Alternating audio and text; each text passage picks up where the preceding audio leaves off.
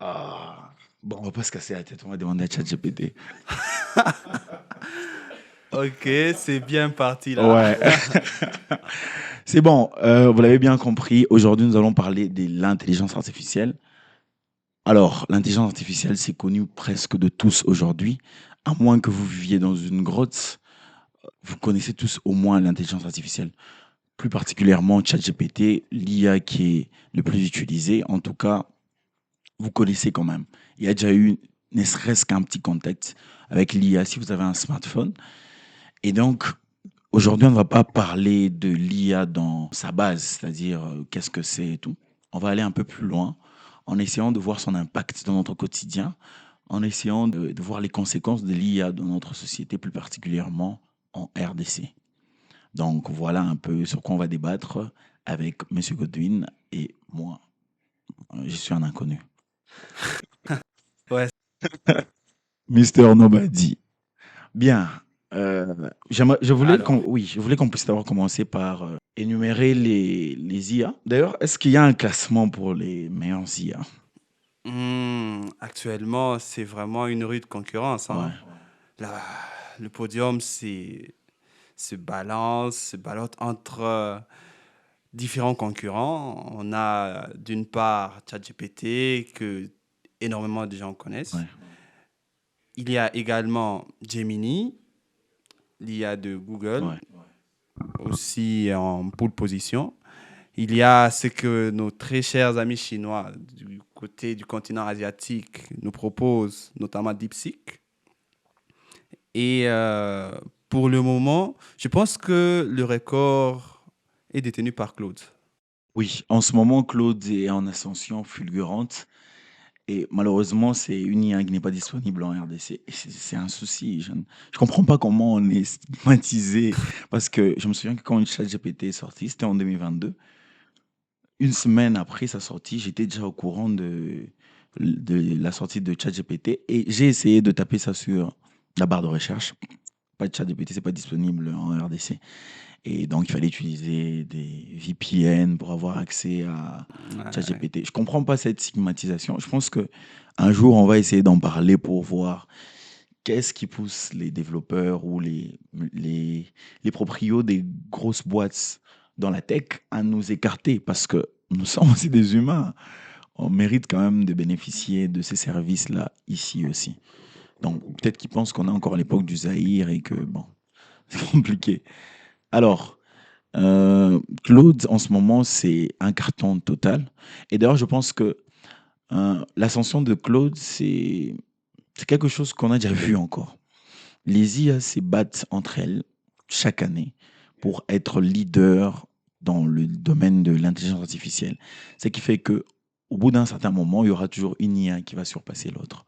Et c'est tout bénéf pour nous, les utilisateurs, parce que on aura à chaque fois une meilleure version de l'intelligence artificielle.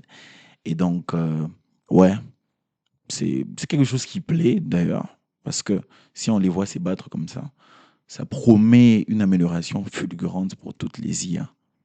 Il y a eu un moment Gemini, un moment ChatGPT, et voilà, c'est Claude qui est en tendance.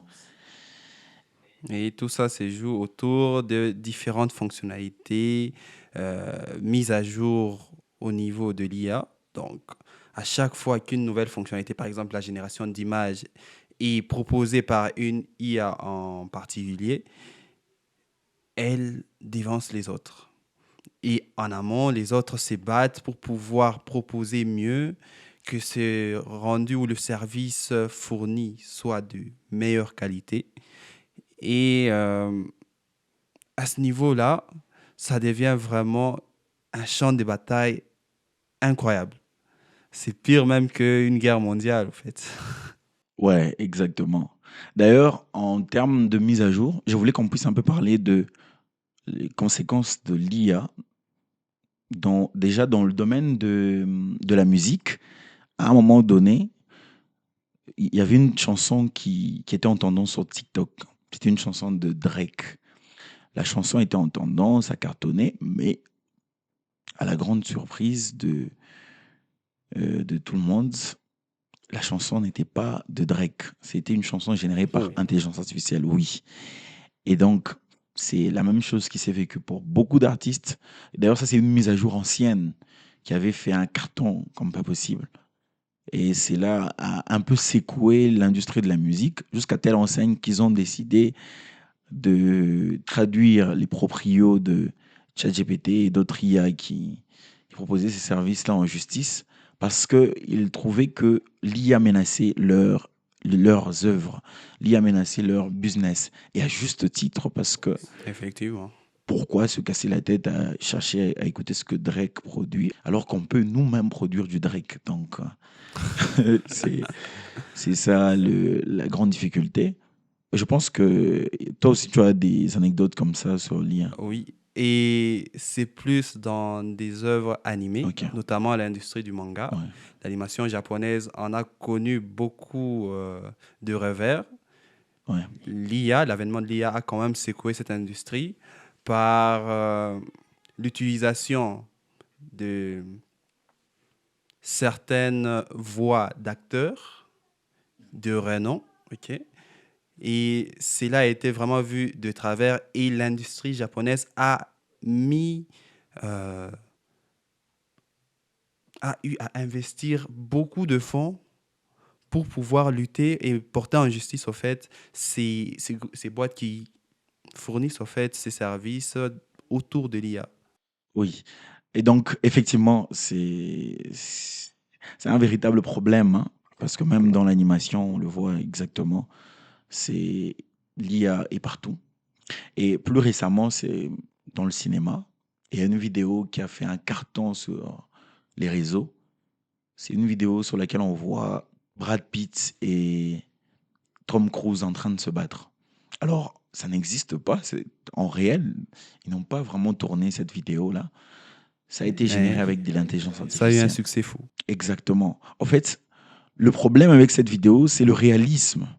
On a quitté des vidéos anciennes parce que généralement, quand il faut produire une vidéo style animé et tout, c'est relativement plus simple qu'une vidéo avec des vrais humains. Parce que là, il y a beaucoup de subtilité dans l'image qu'il faut avoir pour donner un rendu réaliste. Et jusqu'ici, l'IA n'y arrivait pas. Et avec l'évolution de nos différentes IA, ils sont parvenus à atteindre un tel niveau quasi de perfection où on a l'impression que c'est une vidéo qui a été vraiment tournée. Et ça créait un véritable tollé sur les réseaux.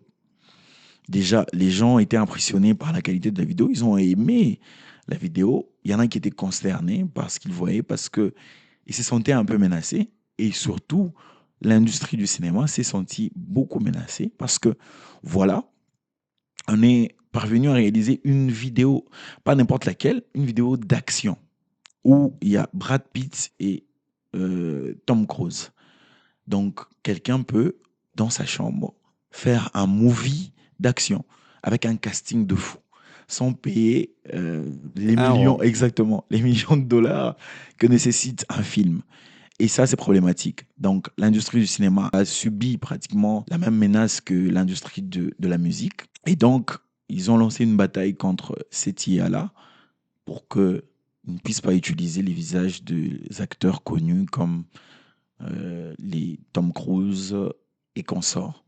Donc, l'idée ici, c'est si utilisation il y a d'un visage d'acteur, il faut que ça soit avec l'accord de l'acteur ou avec un contrat, un truc dans ce genre. Ouais, Parce sous licence, qu'effectivement, ça quoi. existe. Il y a des acteurs qui ont décidé eux-mêmes de vendre leur visage, entre guillemets, aux sociétés d'IA, histoire qu'on puisse utiliser leur visage pour certains movies. Donc, concrètement, aujourd'hui, on peut voir un Black Panther avec Chadwick Boseman. Pourtant, il est déjà décédé. Ouais, Et ça, on ça aimerait, c'est donnerait un une truc sensation exactement bizarre. bizarre. D'une part, on aimerait voir ça, on aimerait revoir Chadwick. D'autre part, c'est quelqu'un qui est déjà mort. Donc, est-ce qu'il serait d'accord? Est-ce que ça pose beaucoup d'interrogations? Et vraiment, dans l'industrie du cinéma, ils se sentent vraiment menacés. Mis à part le métier d'acteur qui est menacé, il y a aussi le métier de scénariste. Pour moi qui écris un peu des scénarios, je vois comment ça devient très chaud. Ah Parce oui. que avec une IA, on peut générer un scénario et on fait un film. Avec une IA, on peut encore aller plus loin, on peut faire du doublage. Donc, tel que nous sommes en train de parler ici, nos voix peuvent être copiées avec de l'intelligence artificielle et le doublage de la VF, Ouais. c'est un métier. Les gens sont payés pour ça. Si l'intelligence artificielle commence à faire des choses telles que le doublage avec beaucoup de facilité, c'est la mort de ce métier. Et donc, impact, on peut dire négatif dans notre société, c'est que l'IA commence à ravir, entre guillemets, les boulots des gens. Et ça, c'est problématique. D'ailleurs, je pense que dans le domaine de la tech, plus particulièrement du software, c'est... Alors, à ce Ouais, niveau, l'impact est un peu plus au-delà du simple droit d'auteur, parce que ouais, jusque-là, c'est plus en termes de droit d'auteur que l'IA vient, voilà, s'insurger dans le quotidien, dans les métiers des plusieurs, sans demander leur autorisation, leur accord.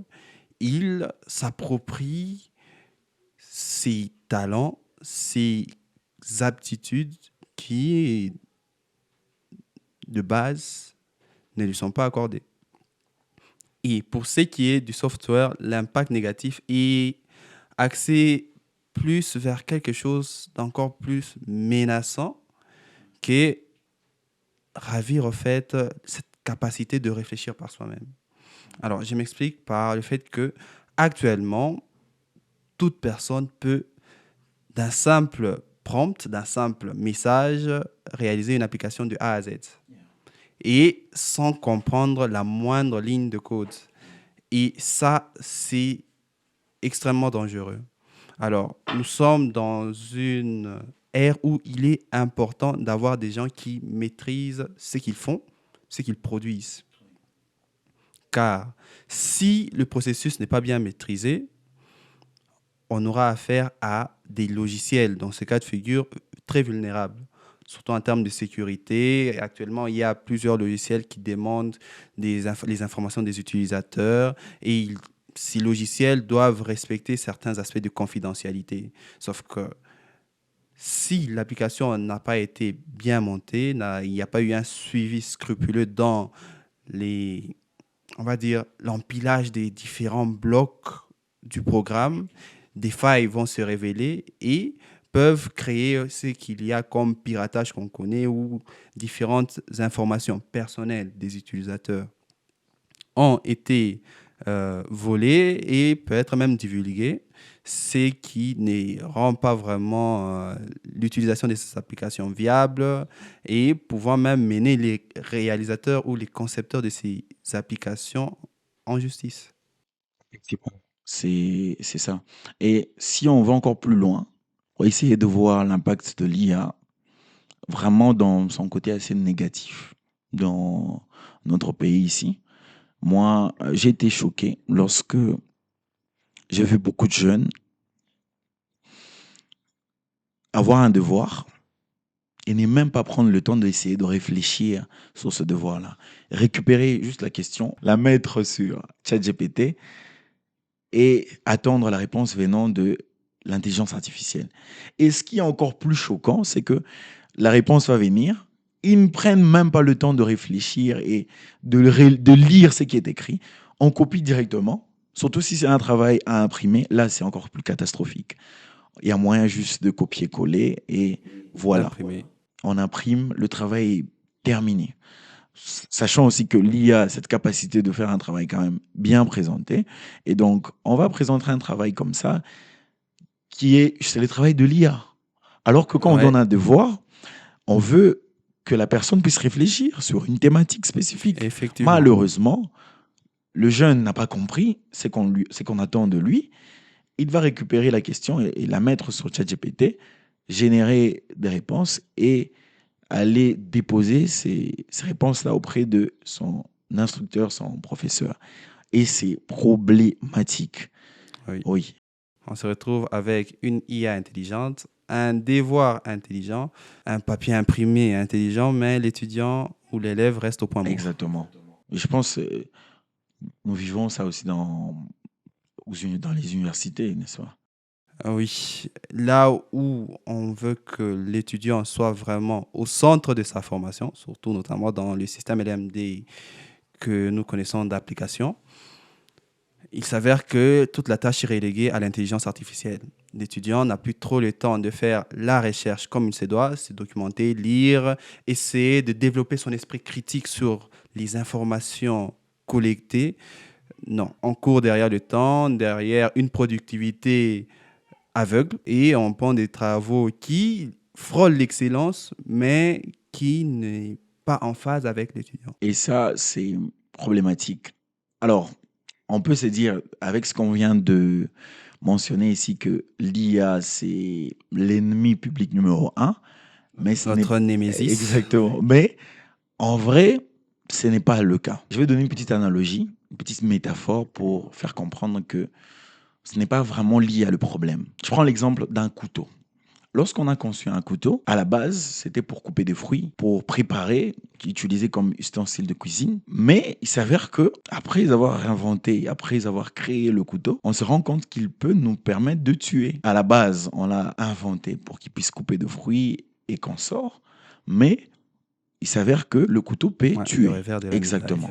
Alors, le problème où la responsabilité revient à qui dans ce cas-là? À l'utilisateur. Elle revient à l'utilisateur parce que quand on te donne un couteau, il faut savoir l'utiliser à bon escient. Couper de fruits et non Ouais. tuer. Et donc, l'intelligence artificielle, c'est la même chose. L'intelligence artificielle est un couteau. Il faut savoir tout simplement comment l'utiliser. Et lorsqu'on l'utilise à bon escient, ça peut être une arme vraiment puissante. Et c'est là que ça me ramène sur ma petite intro qui disait que j'ai eu une idée révolutionnaire. Alors, c'est vrai, je n'ai pas l'idée du siècle. Beaucoup avant moi ont essayé. Certains ont fini six pieds sous terre. Donc, j'ai pas l'idée du siècle. Mais néanmoins, j'ai peur quand même du principe que avec un outil comme l'intelligence artificielle, on a quand même nos cartes à jouer dans cette guerre du développement. Je suis convaincu que si on utilise l'IA à bon escient, on peut faire quelque chose de quand même intéressant. Voilà, j'ai tenu quand même à poser la question concrètement comment ça devrait se passer. Alors concrètement, déjà dans plusieurs domaines, on peut avoir une utilisation à bon escient de l'IA. Je prends l'exemple de la médecine, l'exemple de l'entrepreneuriat, l'exemple de l'éducation. Il y a beaucoup de domaines dans lesquels, plus particulièrement dans notre pays, euh, où on peut utiliser l'intelligence artificielle à bon escient. Alors, l'utilisation à bon escient, c'est quoi? C'est d'abord comprendre comment fonctionne l'intelligence artificielle et comment en tirer des bénéfices. L'intelligence artificielle, c'est un outil qui simule le fonctionnement d'un cerveau humain. Donc, entre guillemets, c'est un cerveau. Et donc, utiliser ça correctement consiste tout simplement à l'utiliser comme un outil de productivité. L'IA nous permet Ok. déjà de gagner en temps. Et lorsque vous avez une thématique, une idée, vous allez échanger avec une IA. L'objectif, c'est pas que votre idée soit réfutée ou que ça soit mis de côté, mais que ça puisse recevoir un brainstorming, entre guillemets. Vous faites un brainstorming avec l'intelligence artificielle sur une idée spécifique et l'IA permet d'amplifier votre réflexion, de pousser dans des nouveaux horizons votre manière de réfléchir sur une thématique spécifique. Et là, on devient plus concis et plus précis. Ça permet aussi d'organiser nos idées parce que parfois, on a des idées en vrac et on ne sait pas par où commencer, on ne sait pas comment bien les agencer. Mais avec l'intelligence artificielle, vous avez cette capacité de bien cadrer toutes vos idées et de les diriger correctement.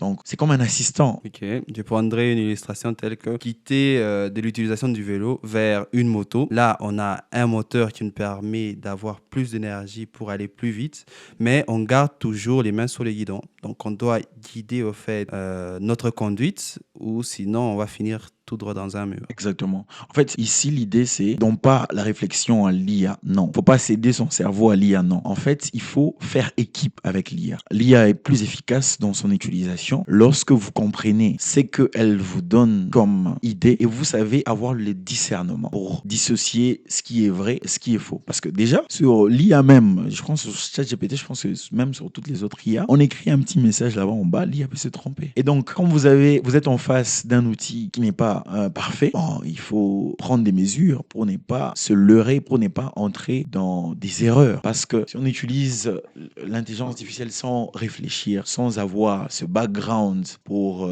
bien orienter ou bien assimiler ce qui est dit, malheureusement, on va se perdre. On va se retrouver dans des situations telles que, comme on l'a illustré ici, des jeunes qui vont sur l'intelligence artificielle, qui tapent un prompt et sans réfléchir, ils Ils récupèrent. acceptent le résultat. Exactement. En gros, l'IA devient comme une béquille dans tout ce qu'on veut faire, intelligence artificielle. Quand il y a un petit problème qui nécessite un peu de réflexion, intelligence artificielle. C'est un peu comme quand il y a eu l'apparition de la calculatrice. Normalement, un humain est capable de calculer sans calculatrice. Pourquoi on utilise la calculatrice? C'est pour gagner en temps, tout simplement. Parce qu'en vrai, on pourrait calculer nous-mêmes. Le gain de temps qu'on a avec la calculatrice nous permet de faire plus de calculs, d'aller plus loin, de faire les choses plus rapidement. Sauf que les jeunes d'aujourd'hui n'ont pas compris, ou les jeunes en général n'ont pas compris l'importance de la calculatrice. Ils se mettent à ne plus calculer, à ne plus même réfléchir sur un petit calcul. Deux fois deux, on prend la calculatrice. Et c'est pitoyable, c'est pitoyable. Deux fois deux, on prend la calculatrice.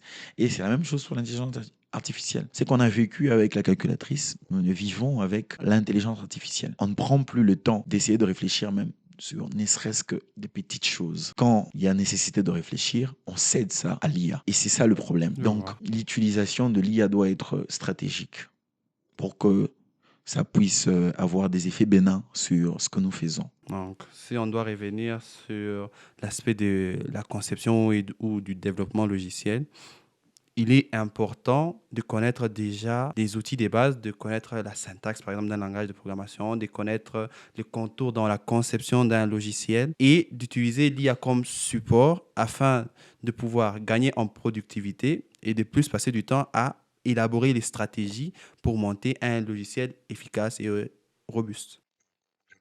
Pour la logique, c'est toi qui l'as créée. L'IA te permet juste de concrétiser ta logique en un temps record. Parce que un code que tu aurais pu écrire en un mois est généré en quelques secondes par l'IA. Et c'est ça, au fait, l'avantage de l'intelligence artificielle. Un travail qui pouvait être exécuté par 10 personnes, vous l'exécutez seul. Et qu'on prenne le bon côté de l'IA, qu'on en fasse quelque chose d'intéressant. Parce que si on ne comprend même pas l'usage, comment utiliser l'intelligence artificielle, c'est comme se tirer une balle dans le pied soi-même. Et ça, ce n'est pas bon, en Ouais. fait. Et donc, pour notre société telle qu'elle se présente actuellement, l'IA à notre disposition peut s'avérer être ce raccourci vers le développement que nous recherchons.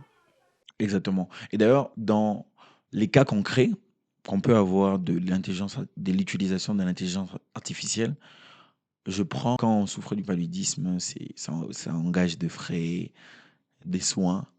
Et si on n'a pas l'argent, on en meurt. Parce que le paludisme, ça peut tuer.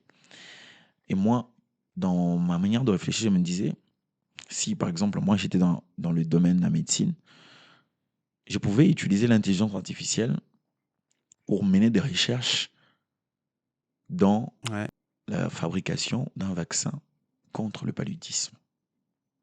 Pourquoi? Parce qu'avec l'IA, tu as de la data, tu as des données sur lesquelles tu peux te baser pour mener tes recherches. Par exemple, on se donne un objectif. On doit faire un vaccin, le vaccin contre le paludisme. Par quoi on commence? On fait des recherches. On est par exemple virologue, c'est-à-dire c'est notre domaine. On est virologue. On connaît les vaccins se font. On connaît comment se comportent les virus. On a les fondamentaux. Lorsqu'on va utiliser l'IA, c'est pour déjà amplifier nos idées, de trouver un vaccin pour le paludisme. Ouais. Et on sait très bien qu'actuellement, avec l'IA, d'une certaine manière, on a plus facilement accès à certaines informations qui n'étaient pas vraiment évidentes à trouver. On Exactement. a cet accès plus facile à l'information et à la bonne information, même si l'esprit critique doit quand même nous guider dans ce qui doit être accepté ou non. Exactement. Je donne encore une autre analogie pour qu'on comprenne vraiment le sens profond de comment utiliser l'IA. Si on peut faire un trajet à pied nous-mêmes, mais le même trajet, on utilise un véhicule. Vous voyez que ce qui a changé là-bas, ce n'est pas l'incapacité de faire ce trajet-là nous-mêmes, mais le besoin de gagner en temps, tout simplement. Un trajet qui te prendrait à pied 10 minutes te prendra peut-être 3 minutes en véhicule. Et c'est ça qu'on recherche, un gain de temps. Dieu sait qu'on n'en a pas beaucoup sur cette terre. Et oui.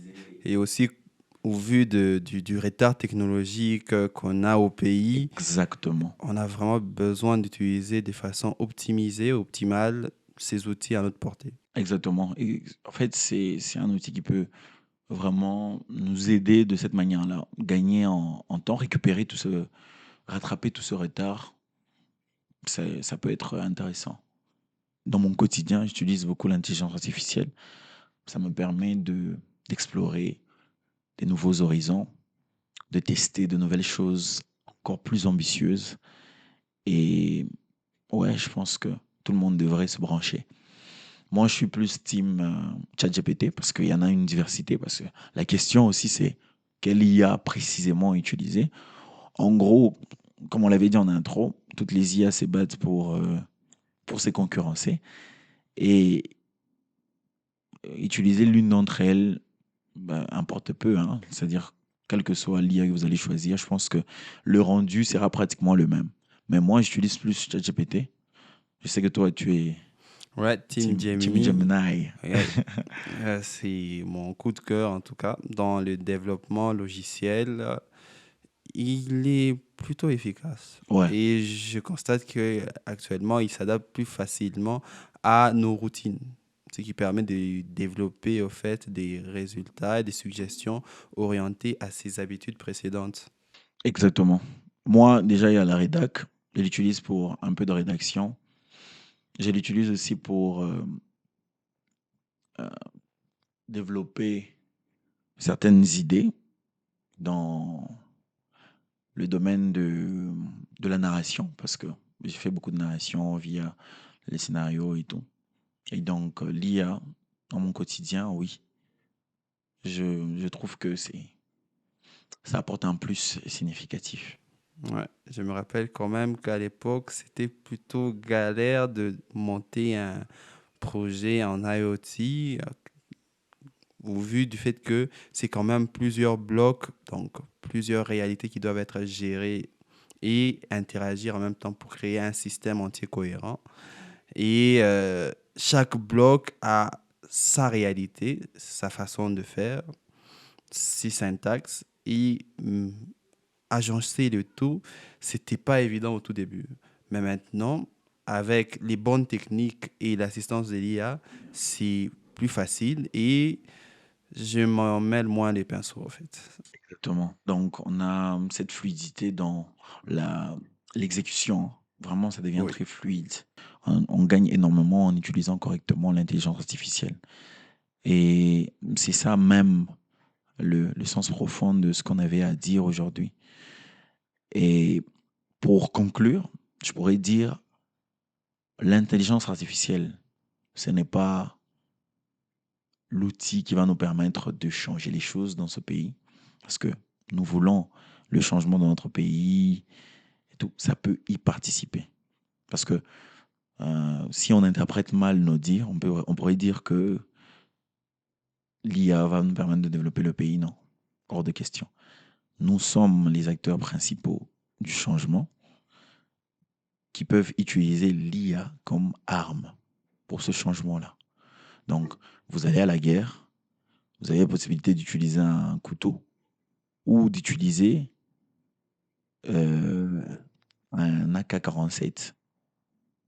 Et donc, le choix est tout de suite. Le choix est tout de suite fait. C'est-à-dire, vous avez une arme plus Ouais, puissante à côté.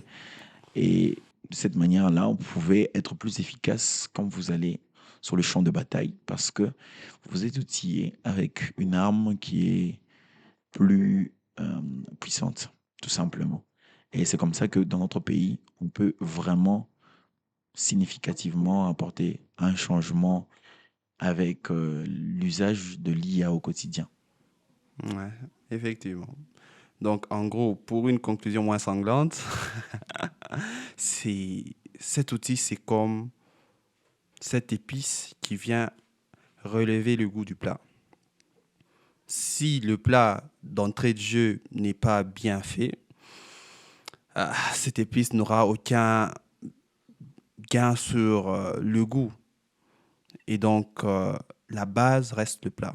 Donc, le soubassement, le fondement, c'est avoir déjà une maîtrise des concepts et même du secteur d'activité dans lequel on veut se lancer avec le support de l'IA. Et Exactement. donc, l'IA ne va pas nous arracher notre esprit critique, mais avec une bonne utilisation de cet outil, nous pourrons forger un avenir meilleur. Exactement. Et cela commence dès aujourd'hui. Bon, je pense que juste après que j'ai trouvé une meilleure conclusion à ce podcast, je crois que je vais encore demander une retouche à ChatGPT. Non, mais tu es sérieux là? On va la refaire encore une fois. Bon, je n'ai pas d'idée en or. Désolé. Ou peut-être, hein, parce que à vous de voir si c'est qu'on a proposé ici, c'est peut-être ça l'idée en or, hein, je ne sais pas. Mais désolé pour ceux à qui j'ai vendu du rêve. Donc, il n'y a pas d'idée. Non, il n'y a rien. On va encore un peu souffrir pendant un moment, mais je reste optimiste à l'idée que les choses vont changer Ouais. un jour. Gardons cet optimisme, gardons la foi que les choses vont changer. Ça va certainement changer. Donc, je vous demande de fournir l'effort de vous intéresser à l'intelligence artificielle, de l'impliquer dans votre quotidien, dans le secteur d'activité dans lequel vous êtes. Peut-être, on avait failli oublier, il y a peut-être les gens qui sont dans des domaines tels que l'artisanat. Quand on est dans un travail qui est plus artisanal, qui est plus usage de main, on se dit, est-ce que l'IA va m'aider? Oui, je pense parce que l'IA pourrait nous aider sur l'aspect cérébral, hein, Ouais. dans la réflexion autour de ce qu'on est en train de faire. Donc, forcément, ça peut donner quelque chose en plus. Ça Ouais, peut donner je quelque suis bien chose. d'accord. D'ailleurs, pour être efficace dans le dépannage, tu as dû, en quelque sorte, recourir un peu à l'intelligence artificielle et ça a été plutôt bénéfique. Ouais. C'était quand même une première. Je me disais que comme ça cadre plus avec l'artisanal, avec du matériel, est-ce que Exactement. l'IA peut y mettre de sa main dessus? Et il s'est avéré quand même que j'ai eu des résultats satisfaisants sur la compréhension de certains éléments de ce que je dépannais, ce qui m'a permis d'avoir une meilleure compréhension, une meilleure analyse, un meilleur diagnostic de l'ensemble et pouvoir décanter la solution, bon, trouver une solution adéquate à ce problème assez rapidement. Dernière question, ça va nous permettre de conclure. Est-ce que l'IA va dépasser l'humain un jour? Ou peut-être c'est déjà le cas. Et je continue avec ma question. Et si c'est le cas, est-ce que l'IA va tous nous fumer? On devrait lui poser la question là. Et donc là, c'est aussi une question qu'on laisse aux gens qui vont tomber sur cette vidéo. Vous pensez que l'IA va nous exterminer? Pam, pam, pam. Rendez-vous dans 10 ans. Your love feels untypical.